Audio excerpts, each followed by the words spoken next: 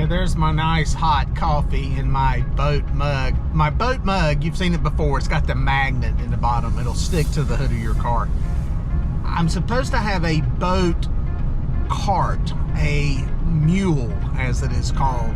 It didn't get here in time for this trip, so you're going to get to see that in a future video. I'll say this, if you're doing any bank fishing, pier fishing, and if you're able to pull a cart, have a cart, get one. Even if it's a El Cheapo foldable red wagon cart from Academy, they work fine. You know, they're not as equipped as the one I'll be getting from Boat, but it'll get you by. It'll get you out there with a lot more gear. And one of the things I was reminded of yesterday was it's nice to have all the gear you need.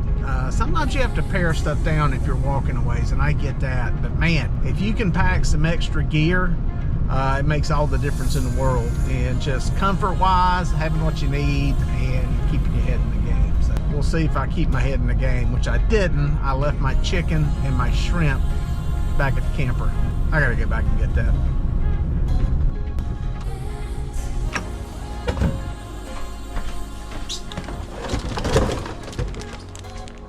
All right, I got my bait. I feel better. Yesterday, I just had the cut bait, and generally speaking, cut bait will work about anywhere. Not really very, I mean, it'll work to some level is what I'm getting at. I did have white perch. Are there white perch in here? Maybe. Are there a lot of them? I don't know. Is it a premier bait down here? I don't know. It's nice to have a little diversity. So I've got that today. Plus I've got shrimp. That was one thing I said in yesterday's videos, is that shrimp catches fish everywhere, especially in salt water. So I've got that, if for nothing else, catching some smaller fish. Work your way up the food chain is what I always say bank fishing. If you are limited on bait and can get something, even if it's in totally fresh water and you've got red worms, catch some bluegill, catch whatever you can catch and use that for bait. Maybe what I try today. I've got some smaller gear and I've got the bigger gear, so we'll see what happens. But I feel a little bit better, at least with the bait today. There is nobody at this boat ramp, so I'm gonna walk down here, see if there's a place to fish, and then get my gear. Yeah, this is a massive boat ramp. They have some of the big bass tournaments and stuff out here because this is actually on a river. You can actually access two other rivers from this waterway, from this boat ramp, and it's where they have a lot of bass fishing tournaments out of. So some of the bigger ones that fish some of this stuff down here. I'm gonna see what it looks like, make sure there's no problem with fishing down here.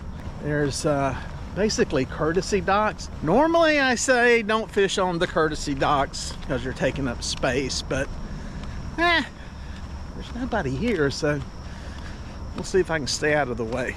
Wow, look at that footing from an old bridge. Wow, look at that, that's pretty cool. It'd be nice to get on the bank, but that's the thing there, these banks, all of that marsh grass and stuff.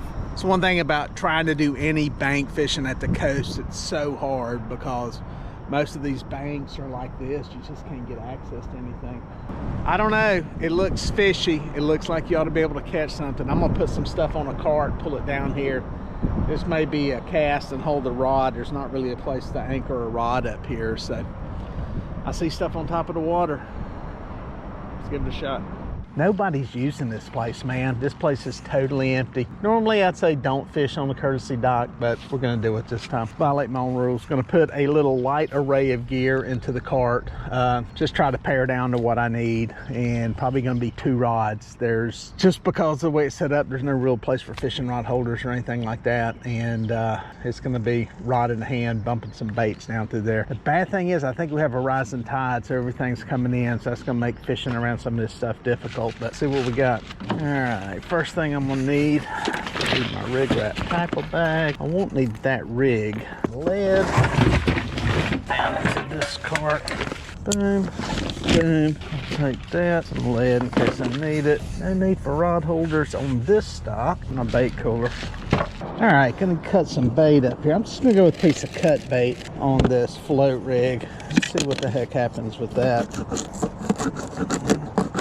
Not going with a big, huge bait either. I'm gonna try something kind of small. Float it down through here and see what happens. How deep did I have this thing set yesterday?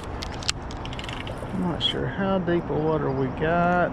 I got that probably 7 feet. I'm gonna try it at about 6. Basically, I got a slip knot on here. We'll see what that does. What'll happen is we got just a little bit of current through here. Put this bait on there. If anybody hits it. Not sure exactly how deep some of this is in here, but we'll just let it float around. See what happens. Like I said, we got a little bit of incoming current here. Brackish water. Very muddy, very stained. Like I said, the bait is not totally on the bottom. It is up off the bottom. I've just got it floating right down the edge there, right around that dock. Just seeing if anybody's in here. Now, as with yesterday's video, I just put this cut bait on here because it's a sizable piece of bait. I could probably step the game up with some shrimp, and I may do that here just to see if that gets hit quicker. Let's just try it for effect here. Nothing against the cut bait. Cut bait's great, but if it's a cut bait that's not exactly on fire here, it may not be the best choice. So we know one thing, everything eats shrimp. So this will at least be a good indicator as to whether or not there's some fish in here that are feeding, or at least that like what we've got. Boom. Generally, everything in the water column eats a shrimp.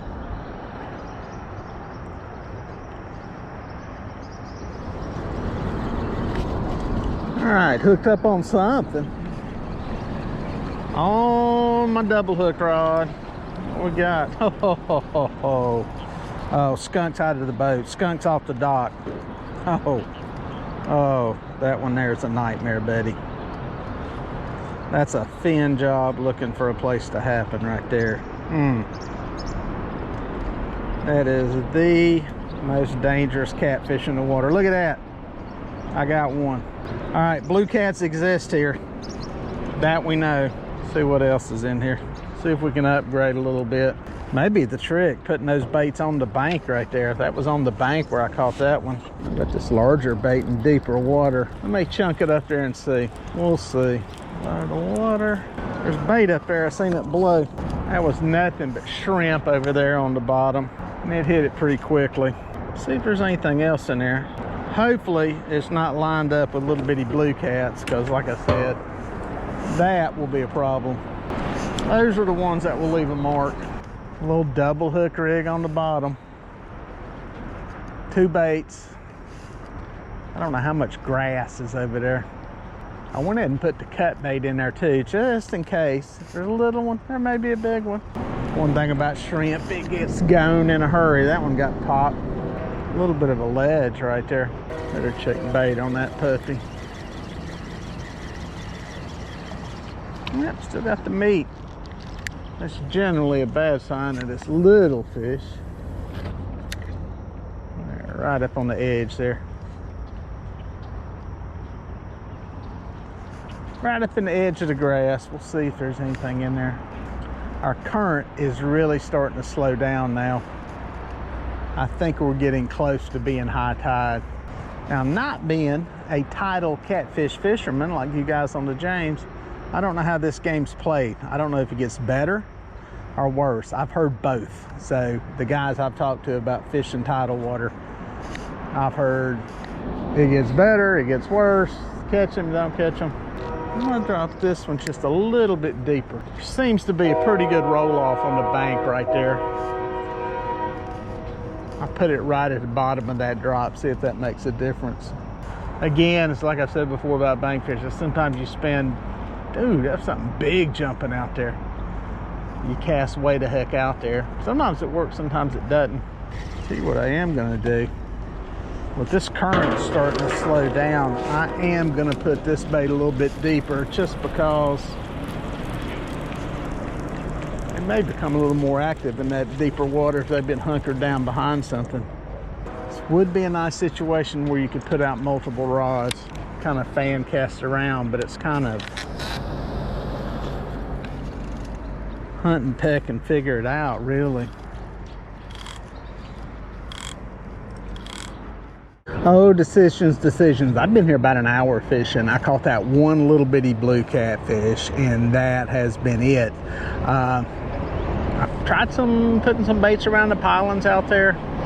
Small baits, big baits, shrimp baits. Shrimp's getting pecked off by little bitty stuff.